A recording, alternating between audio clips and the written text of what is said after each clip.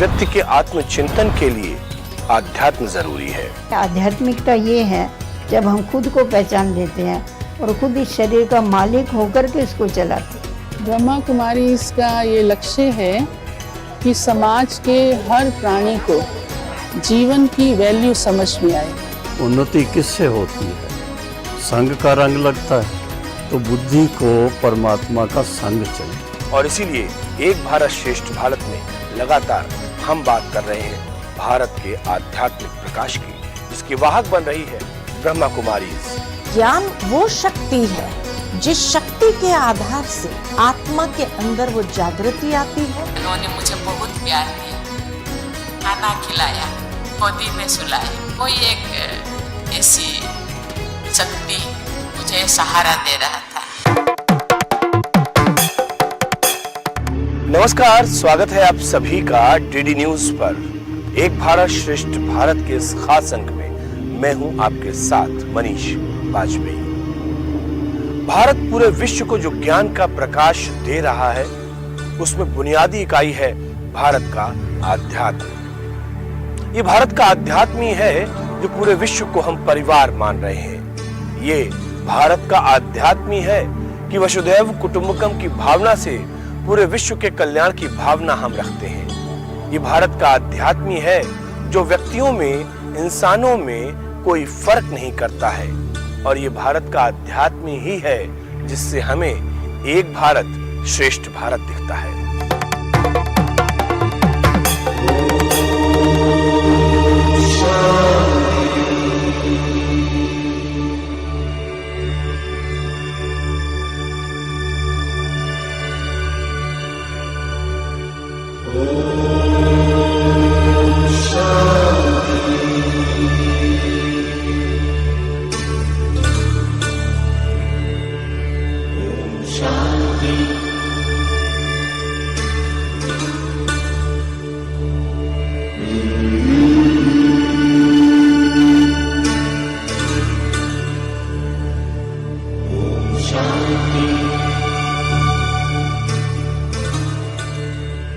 वास्तव में आध्यात्मिकता ये है जब हम खुद को पहचान लेते हैं और खुद इस शरीर का मालिक होकर के इसको चलाते हैं। अध्यात्म शब्द अध्ययन से आता है।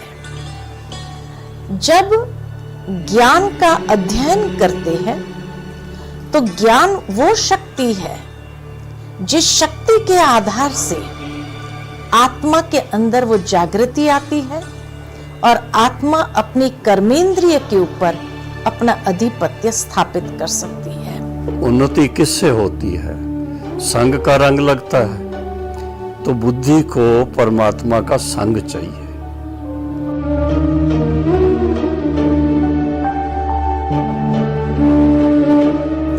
भारत आध्यात्म प्रधान देश है और भारत की विशिष्टता यही आध्यात्मिकता है। सब आत्माओं का पिता एक ही है, इसीलिए कहते हैं ना कि ये सारा विश्व ही हमारा परिवार।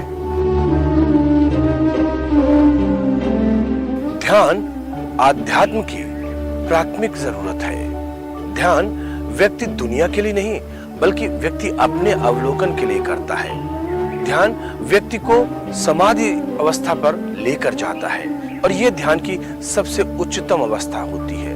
दरअसल ध्यान व्यक्ति को अपने बारे में सोचने पर विवश करता है कि वो कौन है, और यही वो सोच है, यही वो आवश्यकता है जो व्यक्ति को आत्मा और परमात्मा के संबंध की अनुभूति कराता है। क्योंकि आत्मिक दृष्टिकोण से हम सब एक हैं, एक परमात्मा की संतान है। और ब्रह्मा कुमारीज में इस बात को बहुत पुख्ता तौर पर लोगों को बताया जाता है, समझाया जाता है और इस ज्ञान को पूरे विश्व में फैलाया जा रहा है।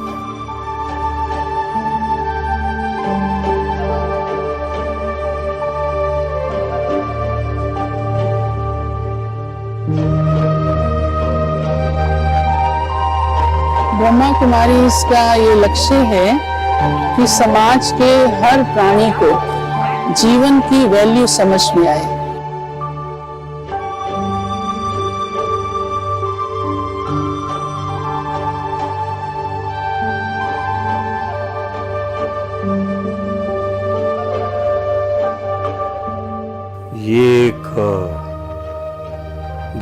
खुशकिस्मती है हमारी कि ब्रह्मा कुमारी ईश्वरी विश्वविद्यालय में हर एक को उस एक नज़र से देखा जाता है कि सभी एक परम पिता परमात्मा के बच्चे हैं। चाहे वो उनका जन्म किस धर्म में हुआ, किस देश में हुआ, किस भाषा में जानने वालों में हुआ, उसकी कोई बात नहीं है। ये ज्ञान बहुत इजी है, सिर्फ ये जानना है कि मैं कौन हूँ। क्योंकि हर एक व्यक्ति आज इस गलतफहमी में है कि हम देह है, शरीर, अपने को देह समझ के देह का परिचय देते हैं, सब कुछ करते हैं, परंतु इस देह को चलाने वाली मैं एक अलग सत्ता हूँ। जैसा मैं बोलती हूँ, देखती हूँ, सुनती हूँ, पर मैं निकल जाने के बाद ये ऑर्गन्स तो होते हैं, ऑर्गन्स कुछ काम नहीं कर सकते। तो करने वाली मैं हूँ, इन ऑर्गन्स के द्वारा करती हूँ। और हमेशा कहा जाता है भ्रुकुटी में चमकता है अजब सितारा। आत्मा एक छोटा सा स्टार है जो भ्रुकुटी के बीच में यहाँ रहता है। तो मैं एक छोटा स्टार हूँ, इस सारे शरीर को चलाती हूँ। मेरे में इतनी पावर है आत्मा में, इस सारे ऑर्गन्स को चलाने की, सारे कारोबार को चलाने की। और आत्मा जो है, आज हम खुद को भूल जाने के कारण खुदा को भी भूल गए।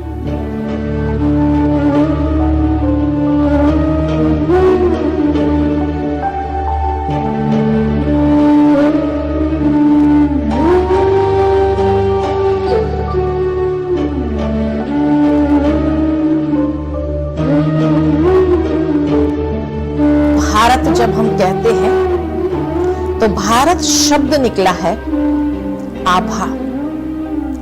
जिस मिट्टी की आभा इतनी न्यारी और अलौकिक है, और इसलिए आज भी दुनिया के अनेक देशों में भारत एक अलग ही उभर के आता है।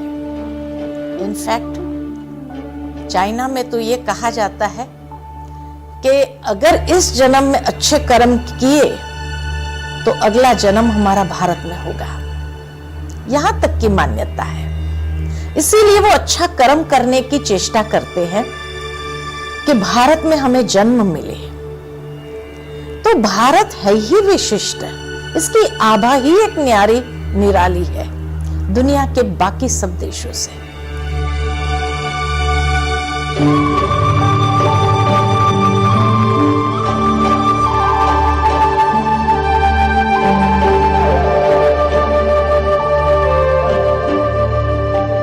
रात है इसलिए दिन का महत्व है, दुख है इसीलिए सुख का महत्व है। आज भौतिक जगत में हम विकास के उच्चतम स्तर को प्राप्त कर रहे हैं, और इसीलिए इस आधुनिक कालखंड में इस वक्त आध्यात्म का महत्व उतना ही बढ़ जाता है जितना हम भौतिक जगत में उच्चतम अवस्था को प्राप्त कर रहे हैं। और इसीलिए खास तौर पर हम ये बात बता रहे हैं कि व्यक्ति के आत्मचिंतन के लिए आध्यात्म जरूरी है, समाज के चिंतन के लिए आध्यात्म जरूरी है, देश की एकता, अखंडता और उसकी श्रेष्ठता को बनाए रखने के लिए आध्यात्म जरूरी है। और ये बात महज देश तक नहीं रुकती है, बल्कि विश्व के कल्याण के लिए, उसके कल्याण के मार्ग के प्रशस्त के लिए आध्यात्म का चिंतन बहुत जरूरी है। और इसीलिए एक भारत श्रेष्ठ भारत में लगातार हम बात कर रहे हैं भारत के आध्यात्मिक प्रकाश की, भारत के आध्यात्मिक ज्ञान की, जिसकी वाहक बन रही है ब्रह्मा कुमारी।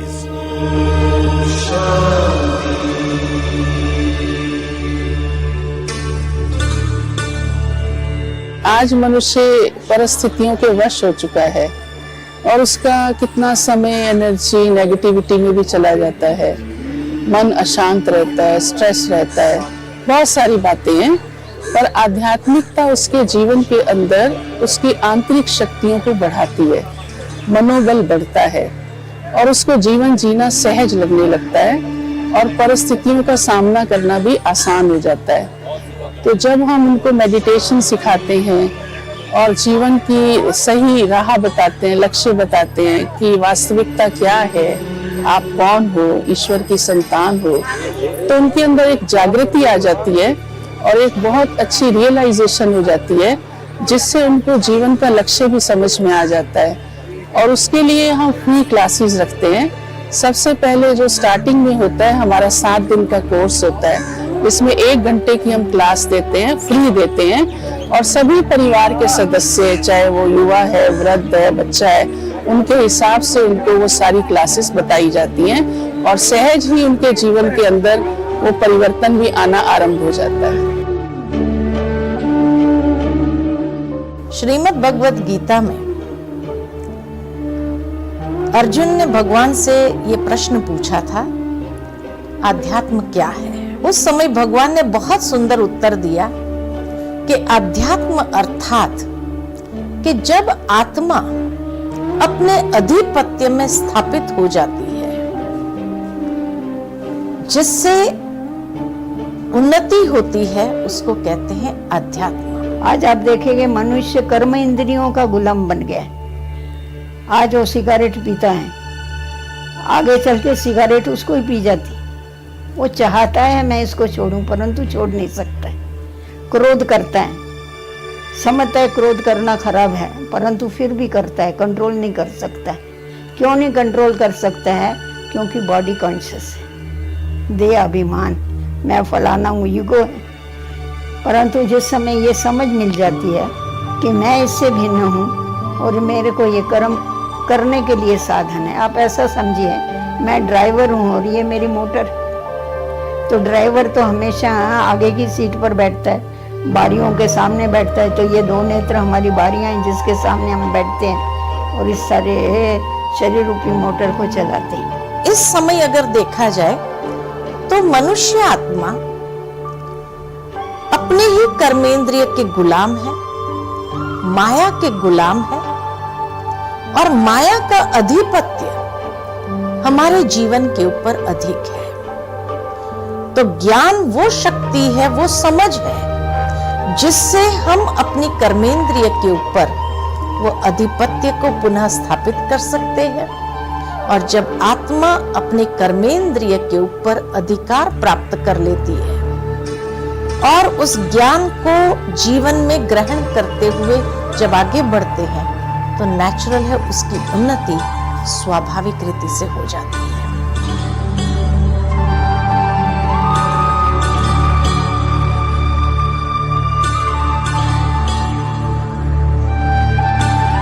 अगर हम आपसे कहें कि ये ब्रह्म मुहूर्त है, अगर हम आपसे ये कहें कि ये प्रातः काल है, अगर हम आपसे ये कहें कि ये उषा काल है, तो आप इसलिए यकीन नहीं करेंगे क्योंकि ये तीनों ही समय एक साथ नहीं हो सकते।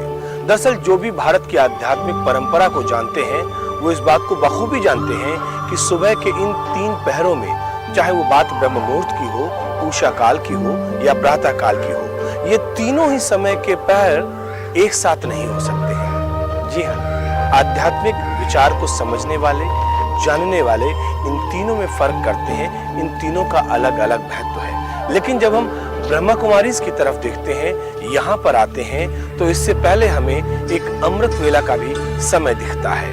वो अमृत वेला का समय जब ध्यान अपने उच्चतम अवस्था पर होता है। वो अमृत वेला का समय जब आप स्वयं को देख रहे होते हैं, अपना आत्मावलोकन कर रहे होते हैं। Welcome back. ब्रेक के बाद एक बार फिर से आप सभी का स्वागत है डीडी न्यूज पर।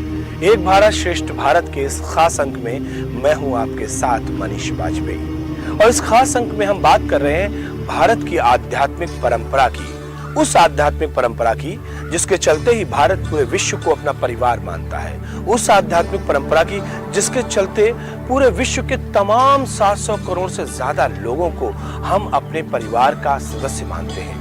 और भारत की इस ज्ञान परंपरा में, इस आध्यात्म परंपरा में ब्रह्मा कुमारीज का इस आधुनिक समय पर बड़ा योगदान है, क्योंकि यहाँ के तमाम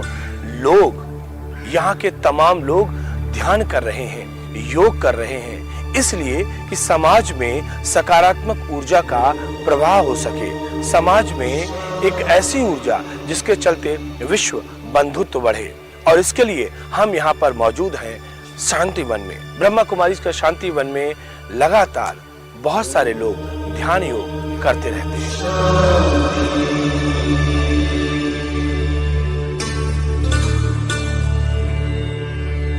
आध्यात्मिक शब्द ही ये है कि जिस ज्ञान से आत्मा की उन्नति हो, वो उन्नति करने वाला ज्ञान कौन सा है? वो किसी ने दिया नहीं है। भक्ति का ज्ञान दिया है, भगवान की पूजा कैसे करनी है, कितने प्रकार की है, वो सब बताया है। लेकिन हम अपने आप को जाने और हम परमात्मा के साथ अपना मन कैसे जोड़ें, क्योंकि उन्नति किससे होती है? संग का रंग लगता है, तो बुद्धि को परमात्मा का संग चाहिए। जितना उनके साथ मन लगाएंगे तो उनके गुण, उनकी शक्तियां, उस सब का अनुभव भी होगा और स्वयं में उसका उपार्जन होगा। आध्यात्मिकता जीवन के अंदर बैलेंस सिखाती है, संतुलन। श्रीमद् भगवद गीता में जब भगवान ने अर्जुन को योग सिखाया तो योग का मतलब ये बताया कि योग माना बैलेंस, संतुलन। कर्म और योग में बैलेंस लाना जरूरी है, व्यवहार और परमार्थ में बैलेंस लाना जरूरी है, आध्यात्म और भौतिकता में बैलेंस लाना जरूरी है। यानी आज व्यक्ति भौतिकवादी बन गया है तो आध्यात्मिकता कहीं छूटती जा रही है। दूसरी ओर बहुत ज्यादा व्यवहारिक बनने का प्रयत्न कर रहा है, वहां परमार्थ छूटता जा रहा है। और इस तरह का जब असंतुलन जीवन के अंदर आ जाता है तो नेचुरल है वो असंतुलन के कारण ही जो सक्सेस, जो सफलता, जो सिद्धि अनुभव करना चाहता है, जीवन में वो सिद्धि अनुभव नहीं होती है। आध्यात्मिकता वो समझ है, इतनी डाउन टू अर्थ प्रैक्टिकल समझ है कि जो कोई भी इंसान, चाहे वो किसी भी क्षेत्र में क्यों ना हो, एक बच्चे से लेकर के बुजुर्ग तक, हर इंसान इसको प्रैक्टिकली अप्लाई कर सकते हैं, क्योंकि आध्यात्मिकता का एप्लीकेशन ये जीवन के अंदर संतुलन ले आता है।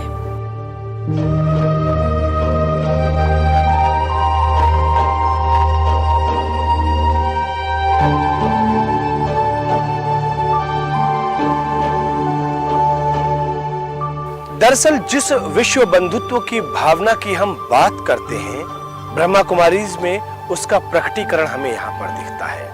पूरे देश के अलग अलग इलाकों से, प्रांतों से होने के बावजूद भी यहाँ पर ना तो भाषा का कोई भेद है, ना जाति का, ना मजहब का।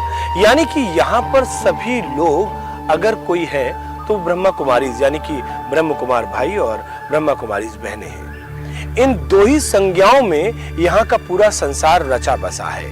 और अगर यहाँ पर कोई विचार पनपता है तो वो सिर्फ ध्यान का, योग का, आध्यात्म का, और इसके बाद कहीं ना कहीं उस पूरे आत्मिक दृष्टिकोण में सभी लोग समा जाते हैं, सभी लोग एक हो जाते हैं। और इसीलिए इस बात को मैं यहाँ बार बार कह रहा हूं कि जब हम एक भारत श्रेष्ठ भारत का जिक्र कर रहे हैं तो उसके लिए व्यक्ति का आत्म केंद्रित होना, और उसके बाद समाज का चिंतन करना, और उसके बाद सभी का आपस में मिल जाना, ये सब कुछ हमें ब्रह्मा कुमारीज में दिखता है।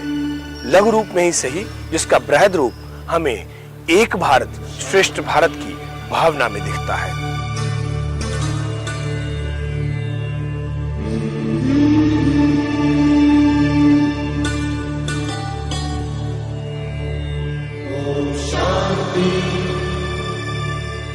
आज इतनी सारी दुनिया में आप देखिए, सारी विश्व में, चाहे वो पहचानते हैं चाहे नहीं पहचानते हैं, लेकिन सब मानते हैं कि हम सब एक परमात्मा की क्रिएशन है, रचना है। अब वो कैसे रचना है, आध्यात्मिक रीति से कैसे है, शारीरिक रीति से कैसी है, वो अलग बात है। लेकिन ये जरूर मानते हैं कि हम सब आत्माएं उस पिता परमात्मा के बच्चे हैं। इस पद में आने के बाद जो भी मैं हूँ बाबा के लिए ही।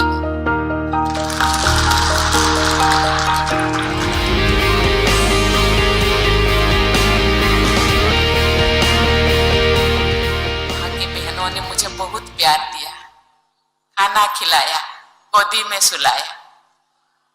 मैं डिप्रेशन में थी।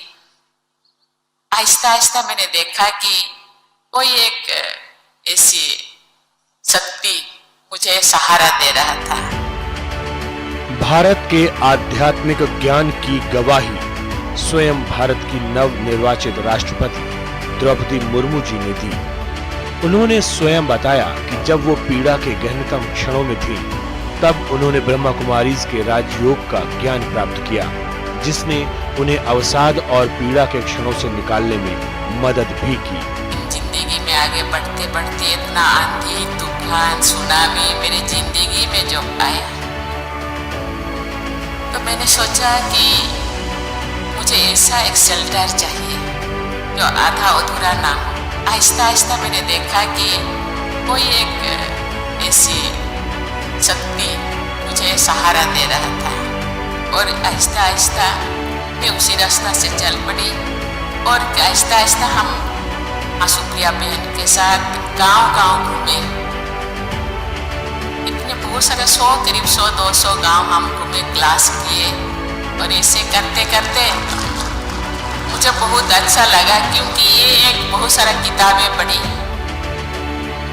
बहुत सारे चीज ज्ञान मुझे आया कि नहीं, यही रास्ता सही है। मैं अपने आप को पूछी कि मुझे क्यों ये सब ज्ञान पहले नहीं मिला। पहले सा ये मिलता तो इतना सारा जो आंधी तूफान सहने के लिए जो शक्ति मुझे चाहिए था, वो शक्ति शायद पहले से मिल जाता। दरअसल एक भारत श्रेष्ठ भारत की बुनियाद में ये भारत का आध्यात्मिक ज्ञान ही है जो उसके श्रेष्ठतम रूपों में उसे उपस्थित करता है, क्योंकि इस ज्ञान में व्यक्ति के सर्वांगीण विकास की कल्पना निहित है, उसका भाव समाया हुआ है, और साथ ही व्यक्तियों, परिवारों, समाज तथा राष्ट्र के बीच अगर प्रेम, करुणा, दया, मानवता का भाव परिलक्षित होता है, तो यह आध्यात्मिक ज्ञान के कारण ही संभव होता है, जिससे एक भारत श्रेष्ठ भारत का दिव्य स्वरूप हम सब के सामने दिखता है। एक भारत श्रेष्ठ भारत के नींव में आध्यात्म का बहुत बड़ा योगदान है, क्योंकि जब अध्यात्म को फाउंडेशन के रूप में ले जाते हैं, फाउंडेशन के रूप में उसको मजबूत करते हैं अपने जीवन के अंदर, तो नेचुरली व्यक्ति स्वयं में ऊपर उठने लगता है, और जो स्वयं में श्रेष्ठ बनने का प्रयत्न करता है, तो वो भारत को भी तो श्रेष्ठ बनाएगा ही। ये समझने और ध्यान देने वाली बात है कि ये आवश्यकता सिर्फ हमारे या आपके लिए नहीं है, बल्कि हम अपने आगे आने वाली पीढ़ियों को क्या देकर जाएंगे, उन्हें विरासत में हम क्या सौंप कर जाएंगे। वो परंपरा जो अक्षुण परंपरा है, वो परंपरा जो प्राचीन ऋषियों, मुनियों और संतों और तपस्वियों के जरिए हमें मिली है, आखिरकार इस परंपरा को आगे बढ़ाना हमारी जिम्मेदारी है। और ये सिर्फ हमको और आपको नहीं सोचना है, सारे समाज के लिए सोचना है, पूरे देश के लिए सोचना है, पूरे विश्व के लिए सोचना है। और यकीन मानिए, जब हम इस अवधारणा को, इस ज्ञान को और इस आध्यात्मिक विचार को जब हम अपने अंदर समाधिस्थ करेंगे, जब हम इसके अंदर केंद्रित होंगे, तभी हम एक भारत श्रेष्ठ भारत का निर्माण कर पाएंगे। तो इस आग्रह, इस निवेदन के साथ इस अंक में फिलहाल इतना ही दीजिए मुझे इजाजत, लेकिन इस वायदे के साथ कि फिर होगी आपसे मुलाकात। तब तक के लिए नमस्कार।